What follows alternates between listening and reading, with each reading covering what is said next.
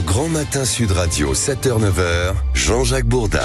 Élie Korchia, bonjour. Bonjour. Merci d'être avec nous. Je rappelle que vous êtes président du Consistoire israélite de France. Vous êtes avocat de profession. Le Consistoire, c'est une institution qui a été créée en 1808 pour administrer le culte israélite en France. Et vous nommez le grand rabbin de France, d'ailleurs. Hein. Bien. Élie Korchia, à Strasbourg, devait se dérouler un festival du film israélien. C'est un festival qui a été créé en quelle année? Il y a longtemps? Il y a 16 ans. C'est vous dire qu'il y a vraiment un historique dans ce festival.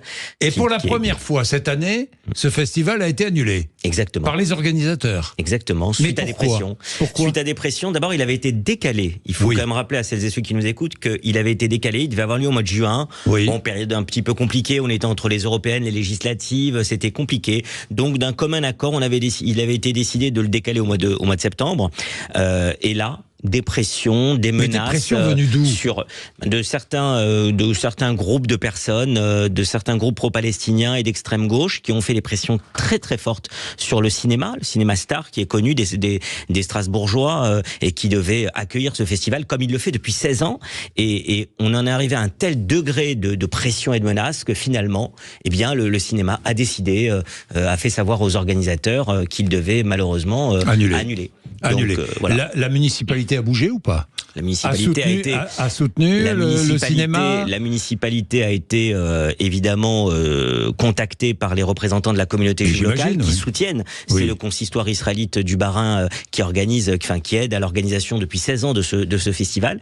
Donc évidemment, le consistoire local est intervenu vis-à-vis de la mairie. L'adjointe à la culture a fait savoir que la mairie ferait son maximum pour que ce festival ne soit pas annulé sine die, mais qu'il puisse être reporté, parce qu'il n'est pas question, j'espère, aujourd'hui, au moment où je vous parle ce matin, nous n'avons pas la certitude, mais j'espère et j'attends qu'il le soit, parce que s'il ne l'était pas, ça voudrait dire quoi?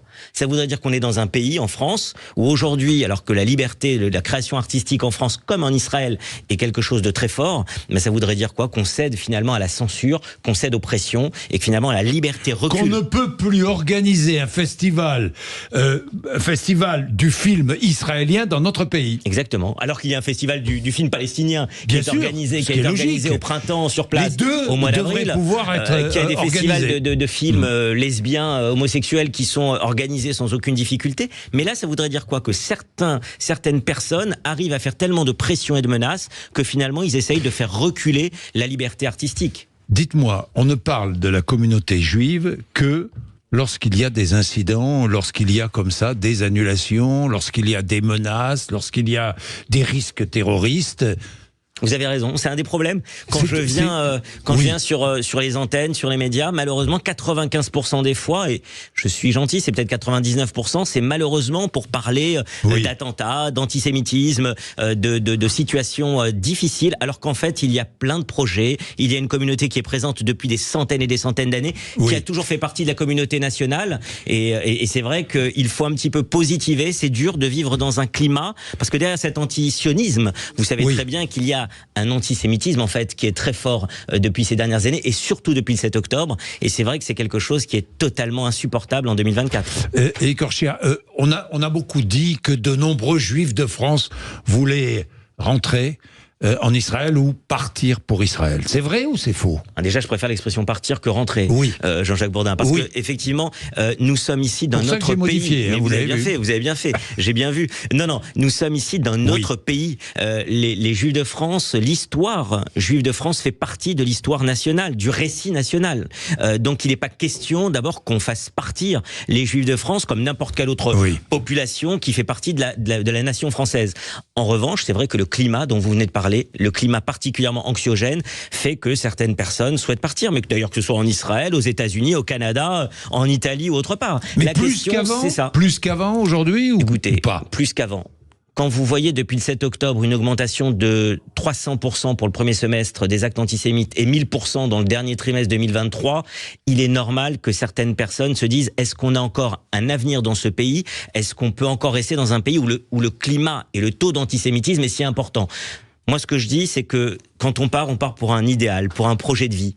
On ne doit pas partir de France aujourd'hui pour prendre la fuite. On doit rester ici. Mais évidemment, celles et ceux qui ont un projet de vie ailleurs peuvent le faire. Mais je n'accepte pas que dans notre pays, un pays qu'on aime profondément, viscéralement, on se dise qu'on doit partir parce qu'on n'est plus en sécurité. Ça, c'est pas possible. Alors, vous partez pour Toulouse, justement, juste après l'interview. Pourquoi ? D'abord pour aller rencontrer la communauté juive de Toulouse, j'imagine. Et puis, la semaine dernière, un professeur a fait polémique. Il accueillait ses étudiants pour la rentrée. Professeur de mathématiques à la Toulouse School of Economics, il a entamé une diatribe violemment anti-israélienne. Exactement. Mais alors là, on n'est même plus sur... D'abord, professeur de mathématiques, comme vous dites.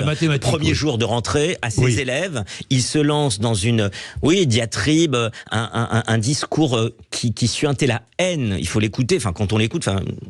Oui. On peut éviter d'écouter aussi, mais effectivement, quand on a entendu ces propos, c'est des propos particulièrement choquants. On voit que ce n'est pas seulement une discussion sur la situation, sur ce qui se passe, parce qu'il n'y a aucun équilibre. On ne parle pas des otages, on ne parle pas du 7 octobre, on ne parle pas du terrorisme. On parle simplement de la haine d'Israël, et c'est cet antisionisme violent, féroce, qui aujourd'hui entraîne la haine de l'autre. Et d'ailleurs, je souligne, et il faut saluer le fait que les autorités, la direction a décidé de suspendre cet enseignant qui évidemment n'avait pas à tenir ce type de propos particulièrement haineux un jour de rentrée à des élèves, alors que ça n'avait rien à voir avec le sujet qu'il était censé leur enseigner.